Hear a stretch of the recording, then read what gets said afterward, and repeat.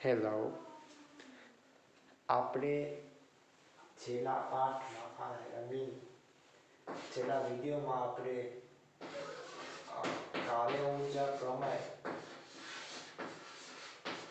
કરેલો હતો અને આ પ્રમેય ખૂબ જ અગત્યનું છે અને એનું સૂત્ર શું થાય એ પણ મેં તમને કરાવેલું હતું કે કાર્ય બરાબર શું થશે, યાંત્રિક ઉર્જામાં થતો ફેરફાર. શું થશે? યાંત્રિક ઉર્જામાં થતો ફેરફાર એ તમને ખ્યાલ હશે. એટલે તમે કેવી રીતે લખી શકો? કાર્ય બરાબર યાંત્રિક ઉર્જામાં થતો ફેરફાર. બરાબર. હવે તમને ખ્યાલ હશે કે તમે યાંત્રિક ઉર્જાને તમે શું લખી શકો? યાંત્રિક ઉર્જા બરાબર શું થાય? ગતિ ઉર્જા અને સ્થિતિ ઉર્જાનું સરવાળો છે એટલે ડેલ્ટા છે. ડેલ્ટા છે એટલે ફેરફાર. ફેરફાર એટલે અંતિમ માઇનસ પ્રારંભિક. એટલે તમે કેવી રીતે લખી શકો? કાઇનેટિક વત્તા પોટેન્શિયલ અંતિમ માઇનસ શું થશે? કાઇનેટિક અને પોટેન્શિયલ પ્રારંભિક. તમને આ સૂત્ર આપણે કર્યો હતો છેલ્લા વિડીયોમાં. હવે આને છે ને જરાક સમજજો ધ્યાનથી. હું તમને સમજાવું છું, તમે સમજી જશો. હવે આના પહેલા હું તમને એક ગતિ ને સ્થિતિ બંને એક વાર હું તમને વ્યવસ્થિત સમજાવી લઉં એટલે પછી બધું ક્લિયર થઈ જશે. હવે તમને ખબર હશે કે ગતિ ઉર્જા બરાબર શું તમે લખી શકો? હાફ mv² તમે લખી શકો. બરાબર. એટલે તમે આને આવી રીતે પણ લખી શકો, half m v dot v. તમે આવી રીતે પણ તમે લખી શકો. બરાબર. હવે જો આ સૂત્ર તમે બીજી રીતે પણ લખી શકો. જો તમને ખ્યાલ હશે કે વેગમાન p બરાબર શું થાય? mv, જ્યાં m દળ છે ને v વેગ છે. તો આ સૂત્રમાં હું m વડે ગુણાકાર કરીશ અને m વડે હું ભાગીશ. એટલે હું આવી રીતે લખી શકું. બરાબર. એટલે તમે અહીંયા શું આવશે? તમારી ગતિ ઉર્જા p²/2m. તમે આવી રીતે પણ લખી શકો. બરાબર. ગતિ ઉર્જા એટલે જે પણ પદાર્થ ગતિમાં હશે તો એના કારણે જે ઉર્જા હોય એને ગતિ ઉર્જા કહેવાય. બરાબર. તમે ક્યારેક હાલતા હો ને તમે ક્યારેક કોઈક સાથે ભૂટકાઈ જાઓ તો તમે જ્યારે હાલો છો તો તમારા કારણે ગતિ ઉર્જા હોય. બરાબર. તો એ ગતિ ઉર્જાનું મૂલ્ય કેટલું હશે? તો હાફ mv². બરાબર. એકદમ ઇઝી છે. અને બીજી સ્થિતિ ઉર્જા આપણી જે છે, હવે આજે આપણી સ્થિતિ ઉર્જા જે છે, કેવી ઉર્જા? સ્થિતિ ઉર્જા. આપણી જે આ સ્થિતિ ઉર્જા છે, હવે એના માટે એક બહુ મહત્વની વસ્તુ હોવી જોઈએ જેને કે આપણે સાપેક્ષ. હવે આ ઉર્જા છે ને હંમેશા એના માટે સાપેક્ષ હોવો જરૂરી છે. શું હોવો જરૂરી છે? સાપેક્ષ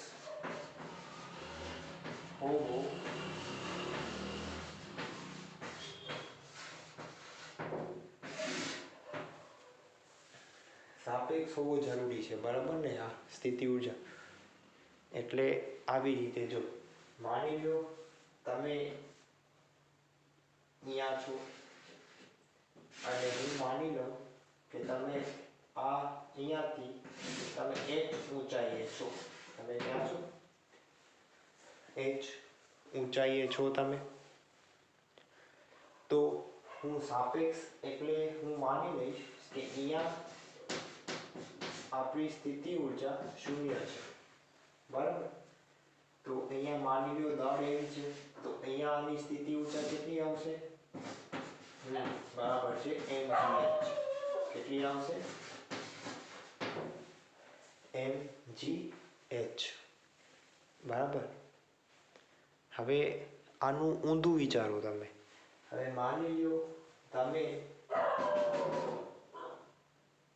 અહીંયા સાપેક્ષ તમે અહીંયા કહો છો કે આને સાપેક્ષ અહીંયા આપણે લઈ લઈએ સાપેક્ષ શૂન્ય, તો જે તમારી સ્થિતિ ઊર્જા ઋણમાં આવશે, બરાબર ને? કારણ કે તમે ખ્યાલ હશે કે આ ઊંચાઈ ઋણમાં આવી જશે, બરાબર.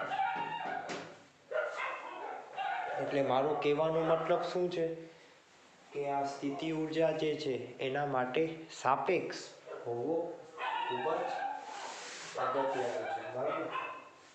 એટલે સાપેક્ષ બહુ જરૂરી છે સ્થિતિ ઊર્જા માટે, બરાબર. તો હવે હા, હવે સમજો આપણે જે ઉદાહરણ લીધો હતો છેલ્લા વિડીયોમાં, એ ઉદાહરણમાં આપણે શું લીધું હતું કે આ આપણો બ્લોક છે અને આપણે અહીંયા એને ધક્કો આપ્યો હતો, એટલે આપણે અહીંયા બળ આપ્યું હતું. તો આપણે સમીકરણ નાખ્યો હતો, ન્યૂટનના ગતિનો સમીકરણ નાખ્યો હતો અને એના ઉપરથી આપણે કાર્ય ઊર્જા પ્રમેય મળ્યો હતો. અહીંયાથી આપણને શું મળ્યું હતું? કાર્ય બરાબર કેટલું થતું હતું?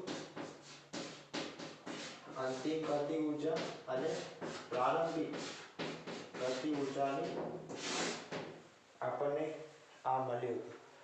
હવે આ ઉદાહરણમાં આપણી જે સ્થિતિ ઊર્જા છે એ શૂન્ય થઈ જશે, બરાબર. એટલે આ પદ નીકળી જશે અને આ પદ નીકળી જશે, એટલે ખાલી આ બે પદ આવશે, બરાબર. એટલે આને પણ સમજવાનું છે, બરાબર. બધું જ તમે વ્યવસ્થિત રીતે તમારી નોટમાં લખી લેજો.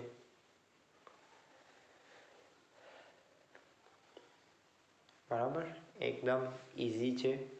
તમને કાંઈ પણ ડાઉટ હોય તો તમે મને જરૂર જણાવજો, બરાબર.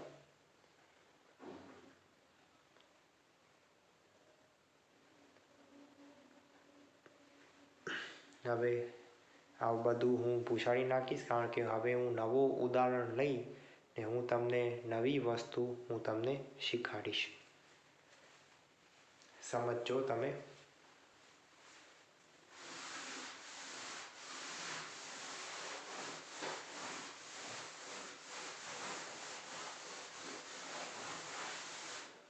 હવે હું તમને શીખવાડીશ કે ઊર્જાના સંરક્ષણનો નિયમ કેવી રીતે ઉપયોગ કરવો, બરાબર. હવે આ ઉદાહરણ હું લઈશ, આના ઉપરથી આપણે શું શીખશું? ઊર્જાના સંરક્ષણનો નિયમ. કેનો? ઊર્જા માટે, બરાબર.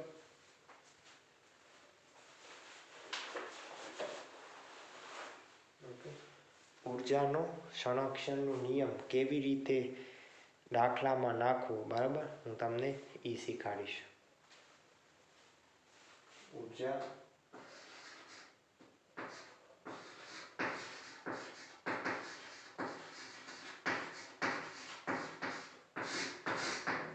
જો માની લો તમે આ બોલને તમે ઉપર ફેંકો છો, એનો વેગ છે v, તમારા દડાનું દળ છે m,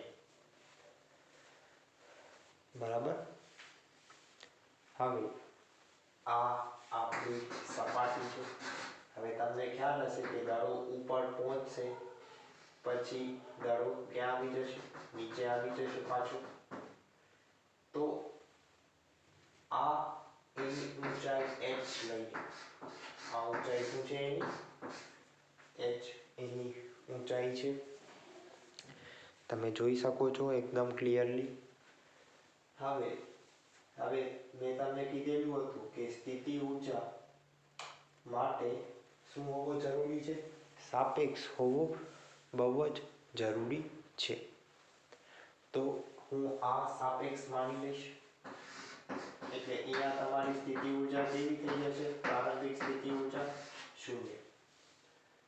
હવે આ દળાક અને ગતિ ઊર્જા છે, એટલે પ્રારંભિક ગતિ ઊર્જા કેટલી આવશે? હાફ mv² આવશે.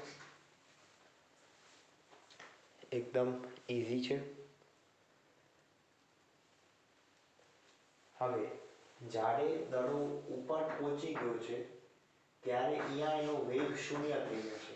અહીંયા એનો વેગ શૂન્ય થઈ જશે એટલા માટે દડો ક્યાં આવશે? નીચે આવશે. અહીંયા એનો વેગ શૂન્ય થઈ ગયો છે એટલે એની ગતિ ઊર્જા કેવી થઈ જશે? શૂન્ય. અને h ઊંચાઈએ ઉપર ચડે છે એટલે એની સ્થિતિ ઊર્જા શું થઈ જશે? બોલો. mgh. કેટલી થઈ જશે? mgh એની સ્થિતિ ઊર્જા થઈ જશે. તમે જોઈ શકો છો સાફ. હવે સમજો ઊર્જાનો સંરક્ષણનો નિયમ એ શું કહે છે કે ઊર્જામાં થતો ફેરફાર હંમેશા શૂન્ય હોય. બરાબર?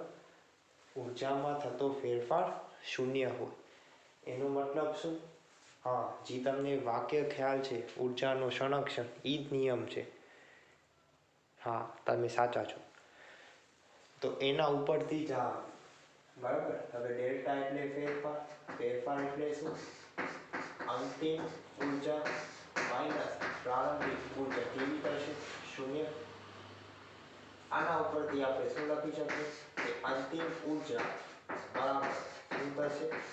પ્રારંભિક ઊર્જા. બરાબર. અંતિમ અને પ્રારંભિક કેવી થશે? સરખી. હવે આ ઊર્જાની આપણે વાત કરીએ છીએ એ બંનેનો સરવાળો છે. કઈ બે ઊર્જાનો સરવાળો છે? ગતિ અને સ્થિતિ. એટલે આને હું આવી રીતે લખી શકું. ગતિ ઊર્જા અને સ્થિતિ ઊર્જાનો સરવાળો. પ્રારંભિક લખેલું છે તો અહીંયા પ્રારંભિકનો I આવશે. અને ફાઇનલ એટલે અંતિમ.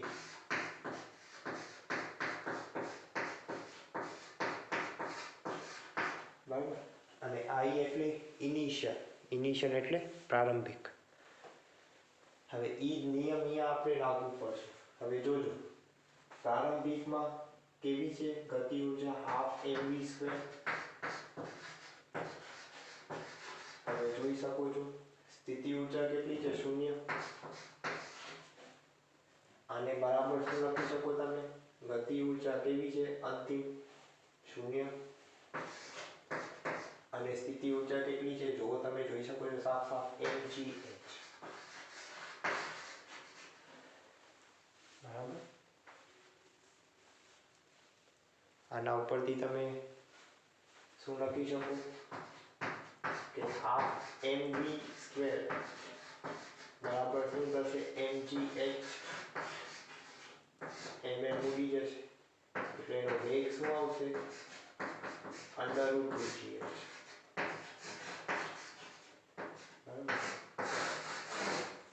આના આધારે ઘણા બધા દાખલા તમે કર્યા હશે. ઈ જ છે. બરાબર ને? તો આપણે ઊર્જાનો સંરક્ષણનો નિયમ આપણે આવી રીતે આપણે એનો ઉપયોગ કરીએ. બરાબર. હવે બીજી વાત પણ હું તમને કહી દઉં. હવે તમને ખબર છે કે કાર્યનું સૂત્ર શું થાય? F.S. F.S ક્યારે થાય? જ્યારે F અચળ હોય ત્યારે તમારું બળ કેવું હોય? જ્યારે તમારું બળ અચળ હોય ત્યારે.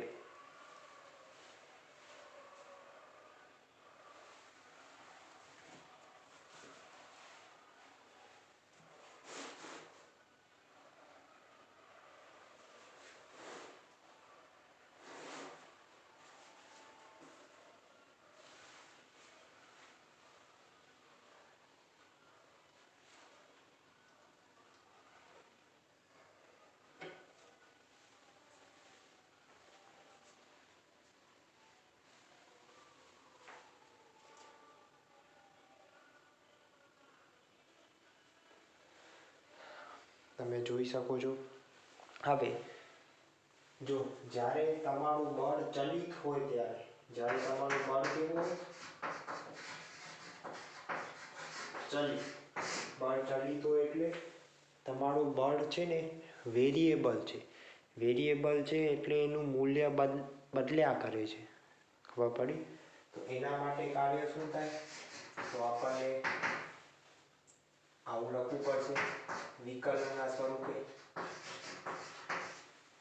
બરાબર, તમે આવી રીતે તમે લખી શકો. હવે તમને ટોટલ કાર્ય શોધવું હોય, બરાબર ને, તો શું આવશે? કાર્ય W આપણને સંકલન કરવું પડશે એટલે શું આવશે? સંકલનમાં f dx. આને યાદ રાખો, સૂત્ર બહુ કામ આવશે. બરાબર. હવે જ્યારે તમને આલેખ આપેલો હોય, બરાબર, માની લો તમને આલેખ આપેલો છે f અને x વચ્ચેનો આલેખ આપેલો છે. કેના વચ્ચે આલેખ આપેલો છે? f અને x વચ્ચે તમને આલેખ આપેલો હોય. માની લો કે આવું કંઈક છે, તો તમને પૂછેલું હોય કે કુલ કાર્ય કેટલું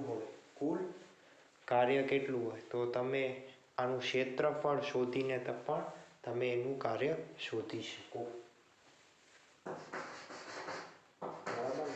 આપણું જે આ સૂત્ર આવ્યો f dx એ આવી રીતે જ આવ્યો. બરાબર. આ dx છે એકદમ નાનું. બરાબર. તો તમે જ્યારે આખું આનું ક્ષેત્રફળ શોધશો, શું શોધશો? ક્ષેત્રફળ. તો આનું ક્ષેત્રફળ થશે તમારું કાર્ય. આનું ક્ષેત્રફળ બરાબર શું થશે? તમારું કાર્ય.